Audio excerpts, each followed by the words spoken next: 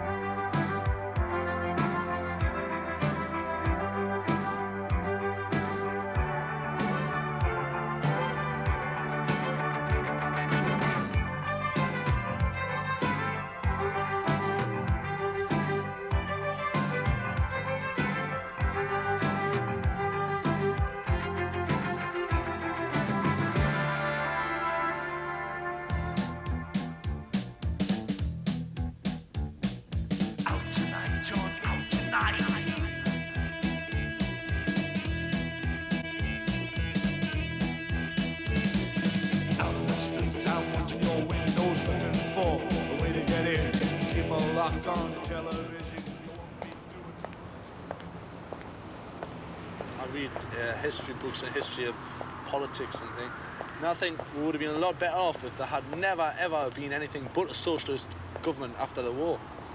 Because you see, the situation is now, yes, we're doing this programme which is comparing the 1936 General March, the area around the general strike in the 20s, to what the condition of the people is today. Well, to me, the only difference is what the working man has got, or the unemployed man has got now, is the welfare state. You mention unemployment and say, oh, not again. You know what I mean? But it's there. And these things, especially where I'm from, North East, it's destroying people. You know what I mean? It's destroying them physically and mentally. It's killing people. It's destroying them. And all I'm trying to say is this problem is still here. And until we get a decent socialist government, and I mean, we'll always be this way. It affects me personally now because my immediate family are involved in it now. My brother's going to be laid off, my young brother, and my father hasn't worked for about 5 or 6 years now because of there being a lack of ships in the river. He'll never work again. You see, there's that many young people on the dole. I mean, the young people is going to come first before, you know, a man of 50 odd years of age. You know what I mean? His working life is finished.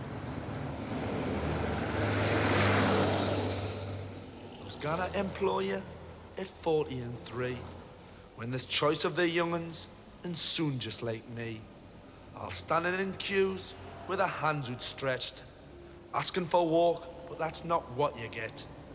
So sleep, Bonnie lad, don't you worry for me. I'm always beside you wherever need be. I now have me money and me future to see, but we walk with summit. Just you wait and see. Now, the welfare state was introduced by a Labour government. Now, that's the only thing that separates us between poverty and the same poverty of the 20s and of the 30s. And even this present government, and her in particular, are now destroying the welfare state. They're setting about in a small way, destroying the national health, taking little bits, and little bits are coming off all the time. The same way as the river, there's 1 yard closed, then there's 2 yards closed, and shortly the whole thing will be closed. Oh, this side of the river's dead now, partly finished. This was a good little dock several years ago. And you go from here to the market dock, what we call the pawn shop dock. Quite a number of years ago, when there was no walk, the tradesmen used to pawn their gear in the pawn shops.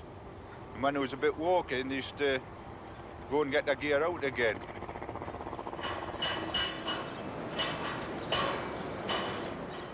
Now, the yard was opened in 1852 and closed in 1933. 81 years of producing well over 1,000 ships, good ships, some of the best ships in the world. There's an old saying, iron ore went in at one end of the yard and iron ships came out at the other. It was a fully comprehensive yard.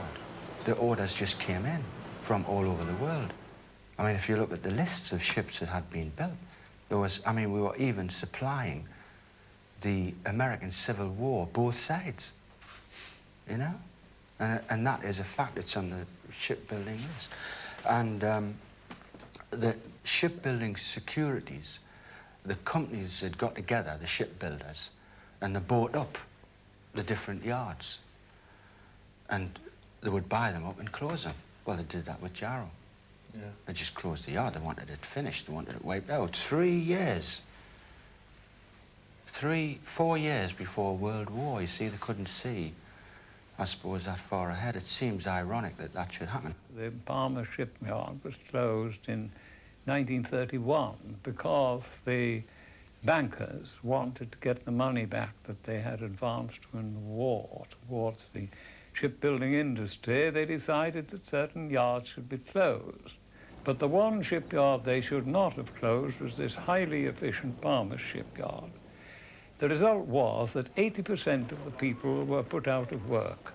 The whole town, in fact, depended upon this shipyard.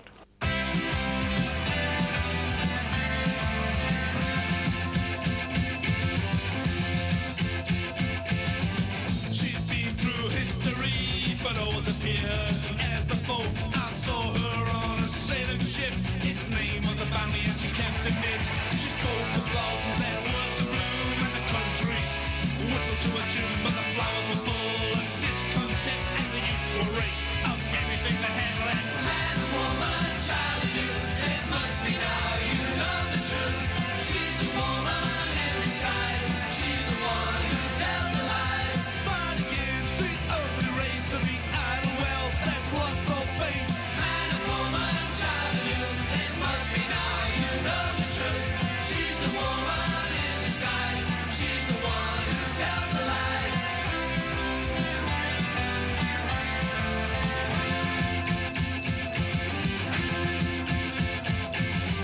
Deceitful heart that beats so strong, and it's all the luck that pumps it along. I must be happy, I must be free. It's your choice, you've gotta see.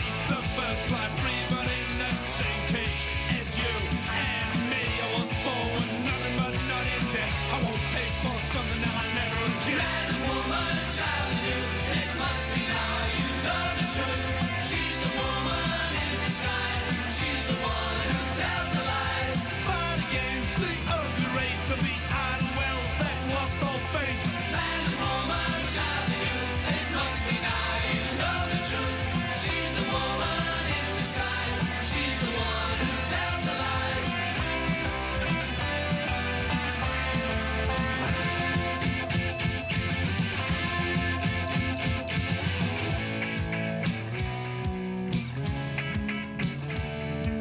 Woman in disguise. Woman in disguise. Woman in disguise. Disguise.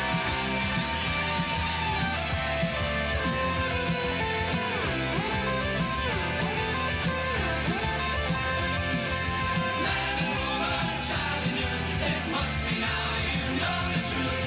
She's the woman in disguise. She's the one who tells the lies. Man and woman, child and youth, she's the woman in disguise. Man and woman, child and youth, she's the woman in disguise. Man and woman, child and youth, she's the woman in disguise. Man and woman, child and youth, she's the woman.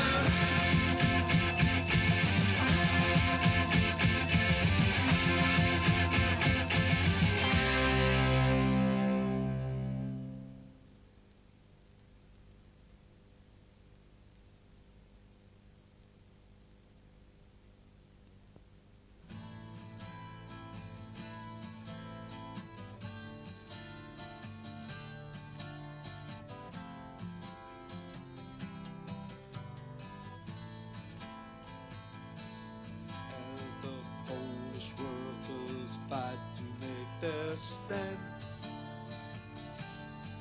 and behind them every honest working man. In unity there's each other, and your friend becomes your brother, and in the tyrant's heart will be a lesson learned.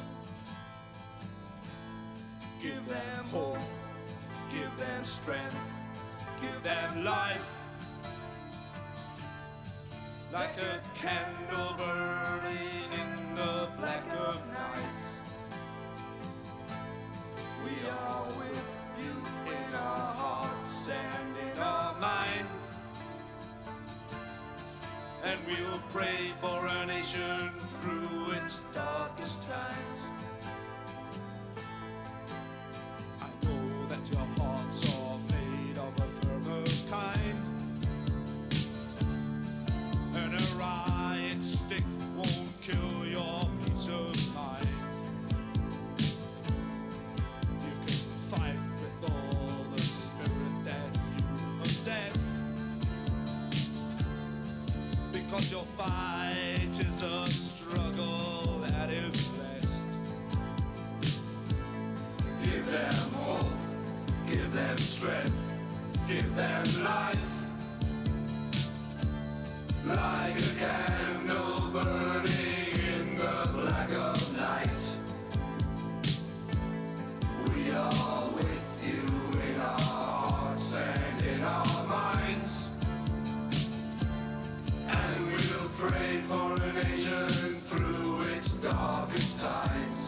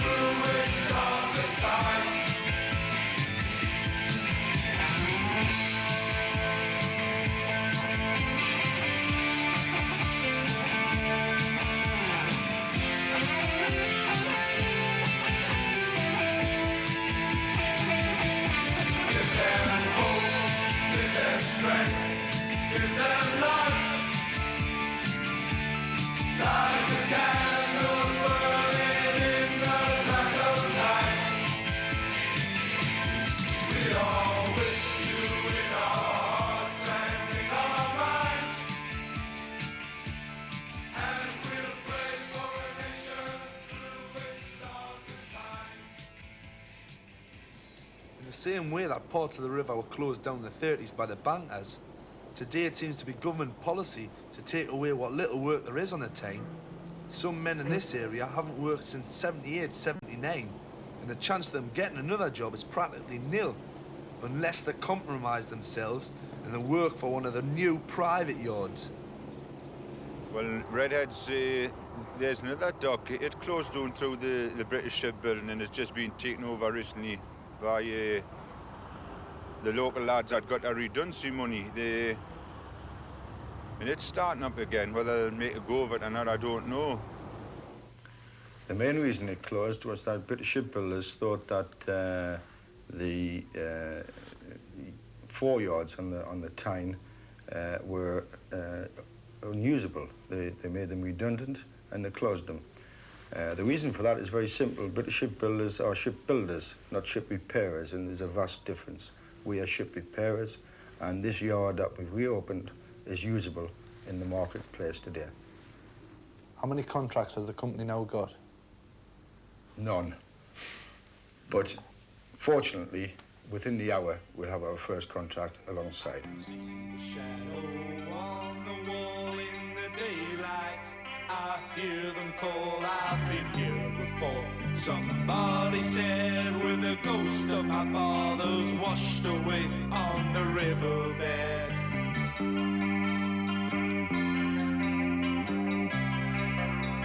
Minstrel boy, play for me, embrace me. Like the sea, I can see my friend. He's so far away, and if I touch the wall, he'll go away.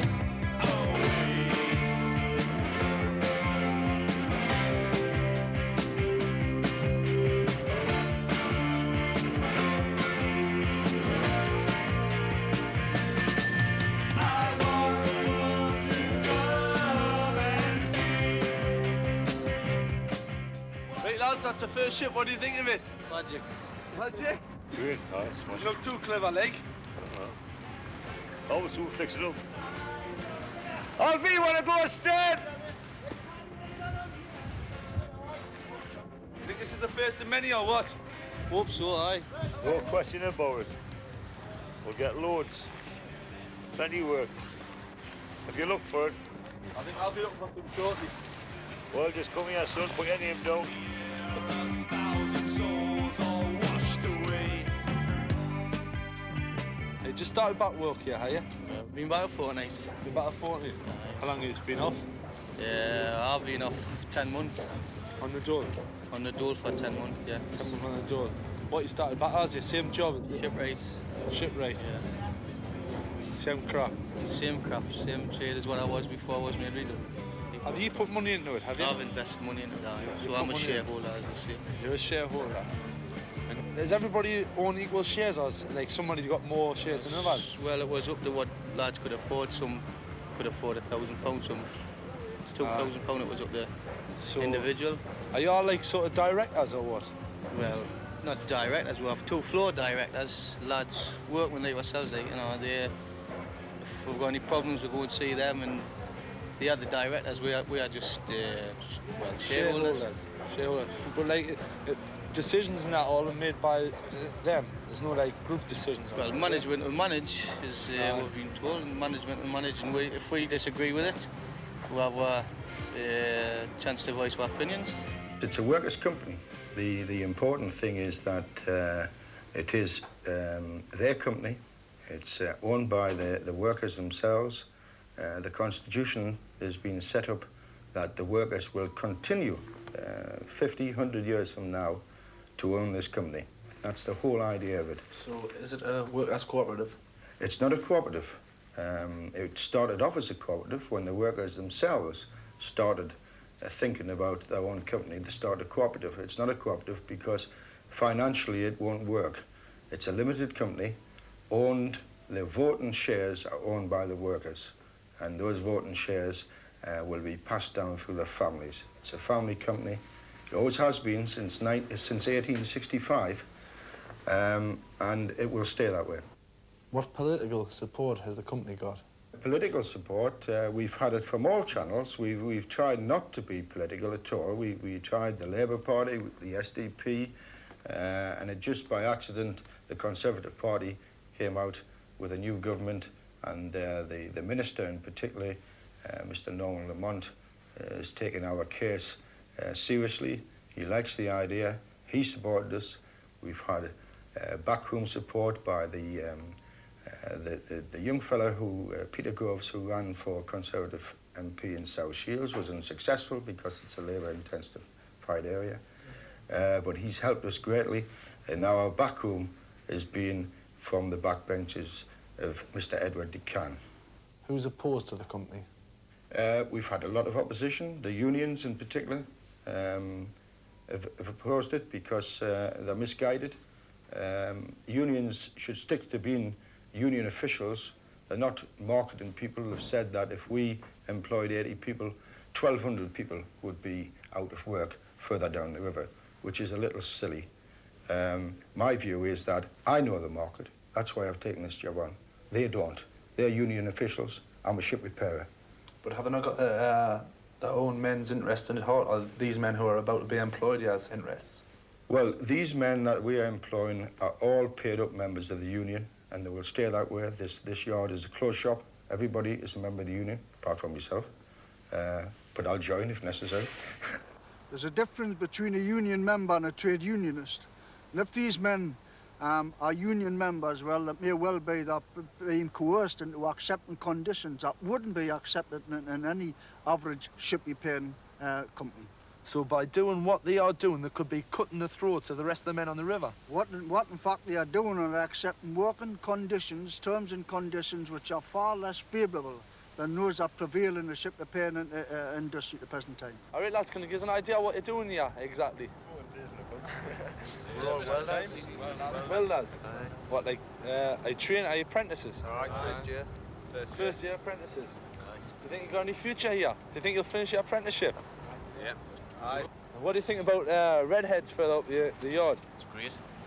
Why do you think it's great? Well, it's working men want to keep their job so they're not striking the, At the moment, we employ 22 men outside in the yard.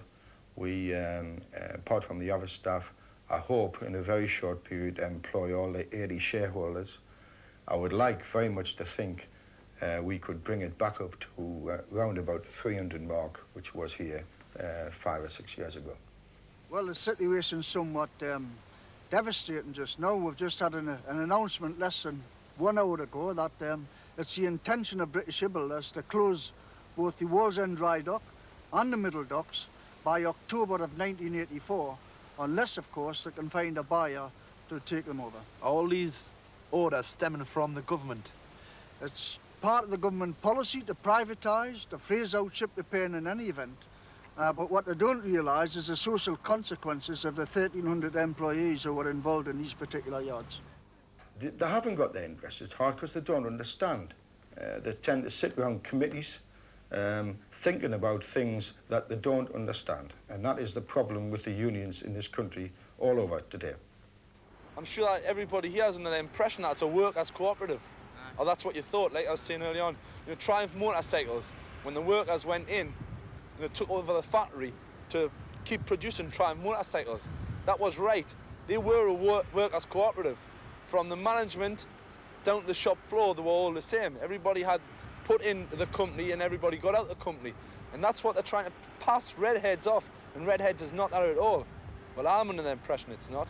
I think it's really, really suspect what's going on. I think it's really, I think that this is the whole idea to privatise this, and I think it's just part of a great plot to destroy the trade unions on this river. I think ship repairing-wise, there's a great future. We have the skills, we have the men. Because of the way nationalisation has gone with British shipbuilders and closed facilities, ship repairing has been lost to this. One client of ours who used to come here regularly now takes 30% of his work to the continent. The personal touch is being lost to the potential client for ship repairing. What we're trying to do is bring it back. And my whole philosophy on this is to bring business back to the River Tyne. Bearing in mind that in October of '82, we'd done a contraction on these yards and we reduced the workforce by 1,100 men, leaving approximately 1,250. It looks now that in view of the government's intention, which is followed through by British shipbuilders, to eliminate the balance of that workforce that was agreed in October '82. And we're talking about 1,250 jobs.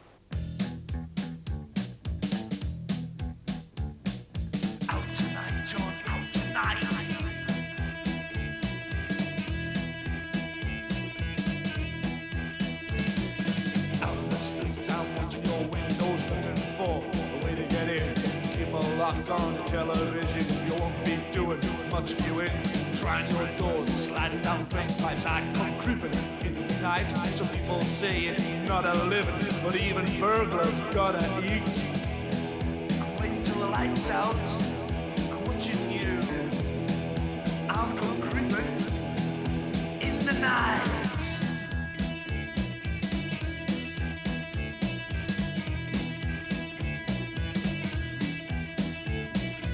I believe in class distinction, cause I only rob the rich.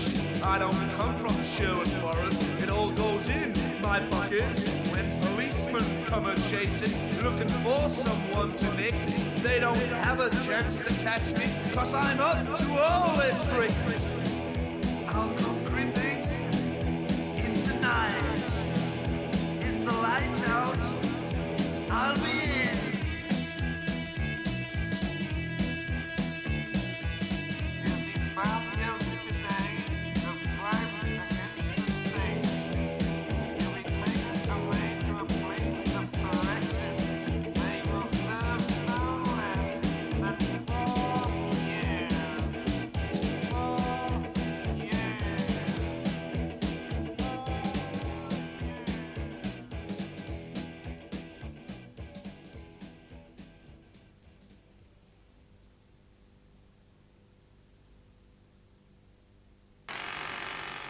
The Nazis were now coming into power and war was threatening. And that meant that there was rearmament was beginning. And it was rearmament alone that saved Jarrow from further unemployment, as it did many other places. Well, it was what bread and butter years ago, but no, it's a dying trade now. But is there anything that might save it? Well, if there was a war starting tomorrow, they would save it. You wouldn't recognise this place if it was happening, such as like as the Falklands happened 7 months ago. If there's another war starting, all these places would pick up. Well, that's what makes you think. Where they get the money from for wars? That's what makes everybody think. Hey, Geordie, you're brown, it's full of cold sweat. And I see by your face that it's causing distress. But you may as well sleep, 'cause alas it is true. They're closing your yard, and there's naught you can do. So sleep, bonny lad, needn't you worry for me.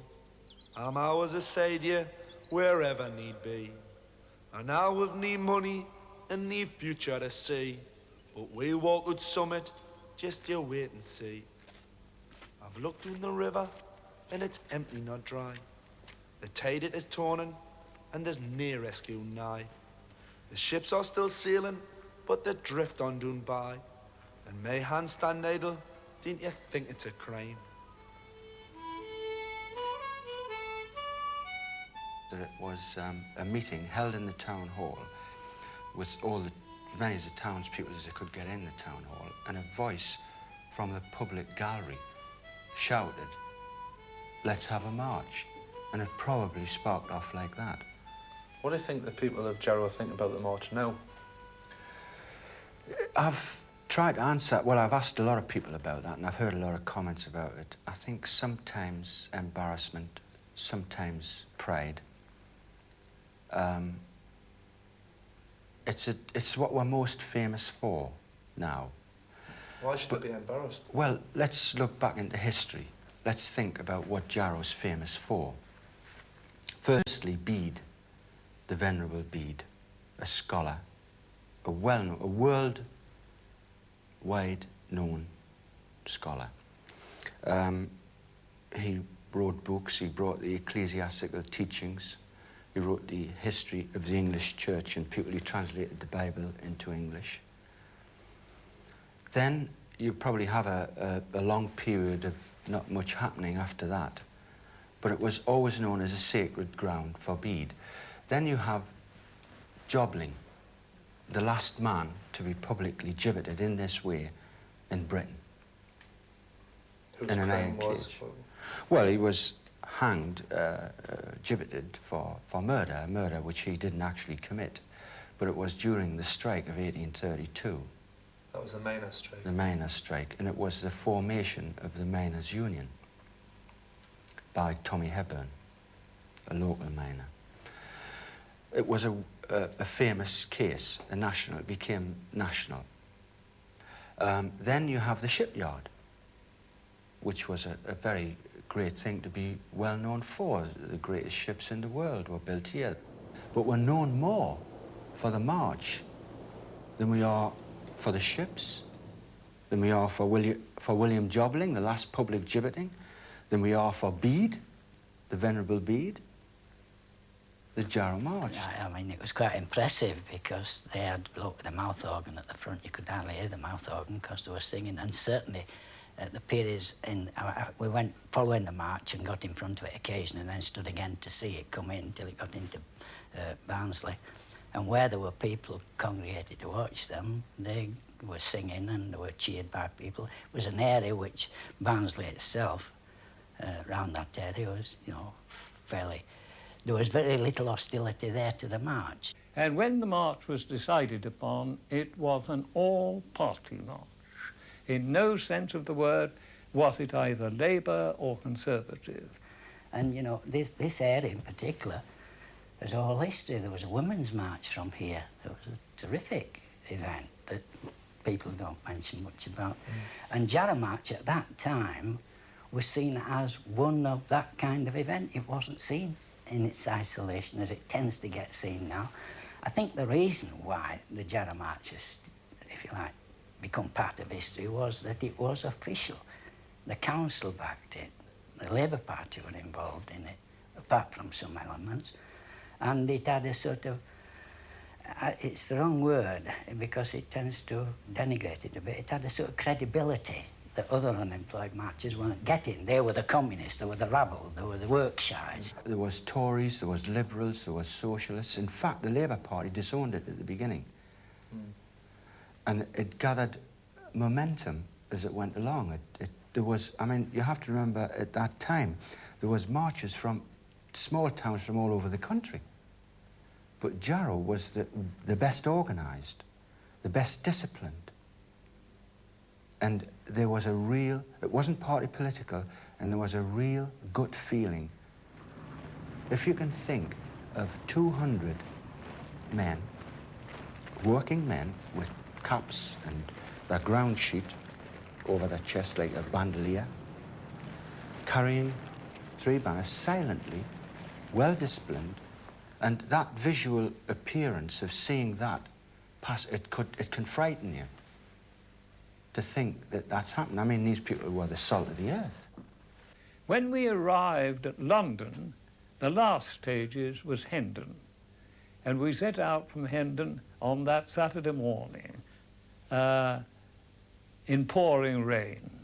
And the whole way, right down the Edgware Road, down to the Marble Arch, and ultimately to Leicester Square, where we all gathered for a meal in Peter's kitchens. We were soaked to the skin, but I've never seen any men behave with such courage and such discipline. The ironic thing about it was that after marching 300 miles and arriving back in Jarrow, they got back to be told that their dole had been stopped because they weren't available for work. They set a model for all forms of protest against economic distress or unemployment or anything you like. It was a natural response to a situation. That's why it was a success. It was a success as a non-violent protest march. That's why even today you cannot recapture that, because the people who tried to create the Jarrow March, they're doing it for political reasons. Yeah. There's an ulterior motive behind it, but there wasn't then. I think the real achievement of the Jarrow March was that it showed that if you could sink all your party differences, if you could concentrate upon the real history of the interests of the town, you could add a page to history that could never be removed. How do you think the recent People's March for a Job compared to the original Jarrow March? Well, I think it's difficult to make comparisons. You see, at the time the Jarrow March was on, now everybody thinks about the Jarrow March and sees that as a one-off thing in those days. But at the actual time the Jarrow March was on, in that period, there were a number of unemployed marches. I don't think the People's March achieved what the Jarrow March did because there wasn't enough behind it, there wasn't enough power behind it. I think it was powerful in different respects, is what the Jarrow March was. Because the Jarrow March was people from all walks of life. It was Labour, Liberal, Socialists, Conservatives, a couple of Communists. It was like the whole community was on the march. The whole town had turned against the government and what they were doing to them. I'm not putting the People's March for Jobs down.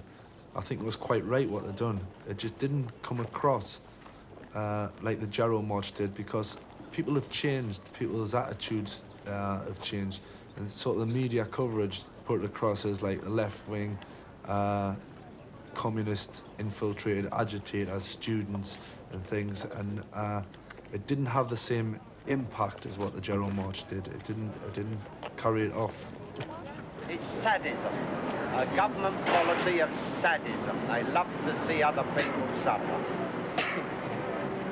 Just love to show now how determined we are. It makes me sick. It's got to be up to us to fight back, isn't it? Everybody together. Well, it looks that way because if a politician, so-called politician, has got no alternatives, then he shouldn't be in bloody politics. I've fed up with the words of sympathy and rhetoric and things. We want action now. We have to get really together. Here they come, the marchers come now, and I'm sure we'll all want to be.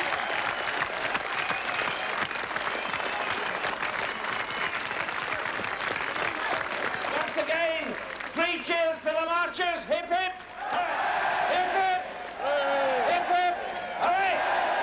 3 cheers for the destruction of Maggie's government. Hip hip! Hip hip! Hooray! This march is one of the great marches in British history. They've had comparisons with Jarrow, and that's perfectly right. They've had comparisons with some of the other great occasions when the British people have risen in protest against mass injustice, whether it's Peterloo or Tolpuddle and the rest. Well, the People's March for Jobs of 1981 is telling the people of this country, telling the government of this country that we truly regard mass unemployment as intolerable, and we propose to shake it off our backs and to take this government off our backs in the process.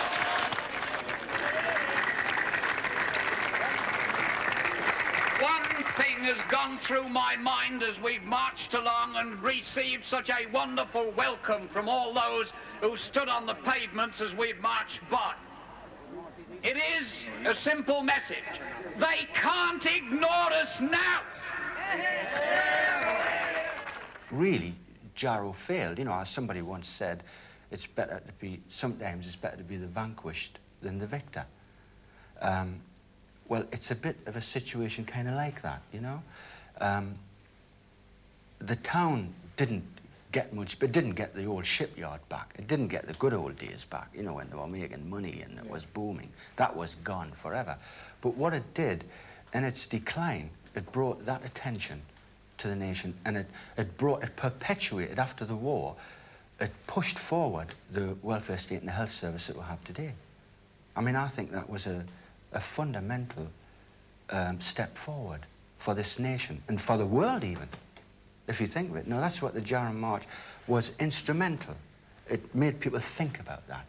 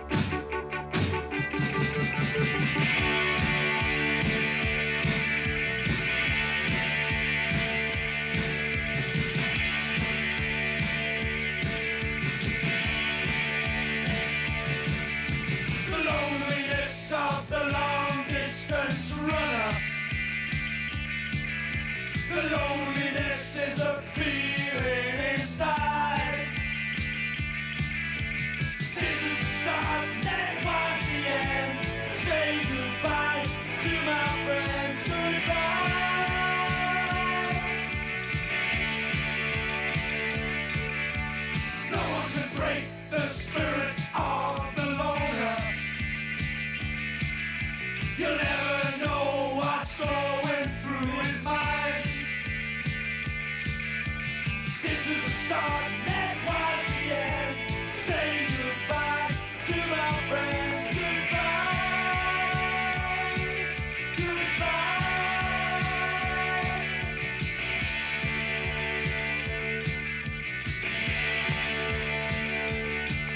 Just when you think the spirit has been broken, just when you think the feeling's got inside, he turns the system with his way of thinking, and all the walls will crash down inside, inside.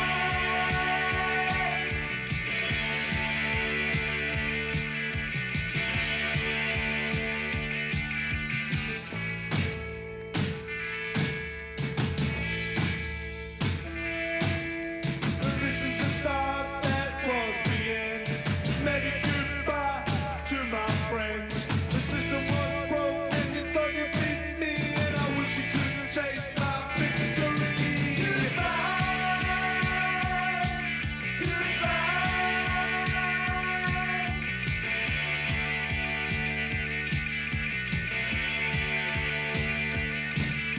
The loneliness of the long distance runner. The loneliness is a feeling inside. This is the start, that was the end. Saying goodbye to my friends. Goodbye.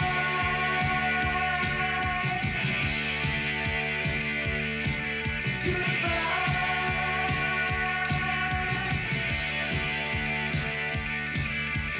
This is the start, that was the end. Saying goodbye to my friends. This is the start, that was the end. Saying goodbye to my friends.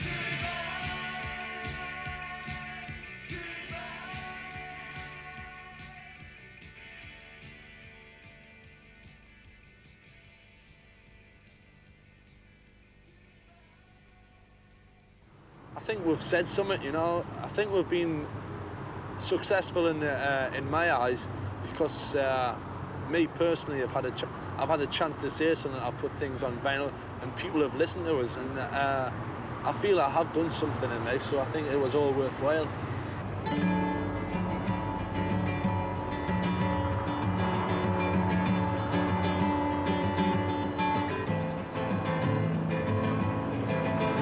She gave them a smile as she wished them all well, as she waved them up on their way. Yes, those men knew, yes, they were quite sure that their women were the bravest of brave. And on her lips there was victory, and in her heart there was pride. 'Cause mister, you know, she just doesn't cry anymore. Mister, she don't beg anymore. Mister, she don't cry anymore.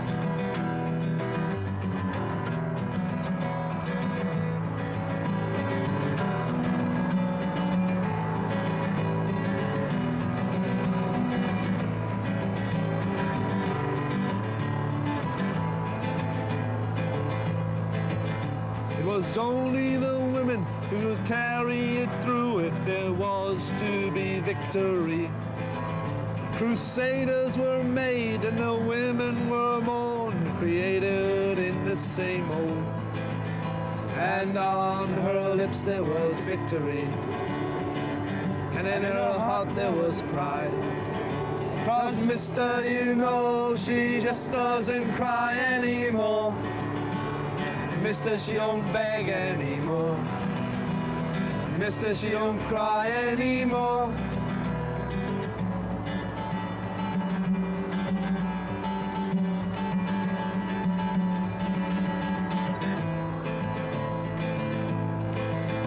Cast in a bond that was stronger than steel, the destiny of two was now fused. I'll tell you no stories, I'll tell you no fiction, just a heritage that became mine. And on her lips there was victory, and in her heart there was pride. 'Cause mister, you know, she just doesn't cry anymore. Mister, she don't beg anymore. Mister, she don't cry anymore.